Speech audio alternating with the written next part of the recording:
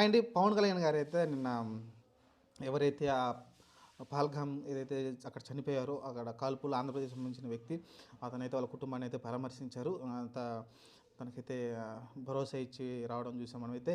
సరే ఇంకా తర్వాత పవన్ కళ్యాణ్ చాలా ఆవేశంగా మాట్లాడడం చూసాం. ఉగ్రవాదాన్ని అణిచివేయాలి, ఉగ్రవాదాన్ని కూకటి వేలతో పిగిలించి వేయాలని అయితే చెప్పుకొచ్చారు. సరే ఏదైనా అన్ఫార్చునేట్లీ అది జరిగింది, మనం ఏం చేయలేకపోతున్నాం. ఎందుకంటే ఉగ్రవాదులు కూడా చాలా తప్పుడు దారిలో వెళ్ళిపోతున్నారు. ఇంతకుముందు యాక్చువల్గా ఆర్మీని అటాక్ చేసేవాళ్ళు, లేకుంటే అక్కడ ఉన్న పోలీస్ స్టేషన్లు అటాక్ చేసేవాళ్ళు ఉగ్రవాదులు కూడా.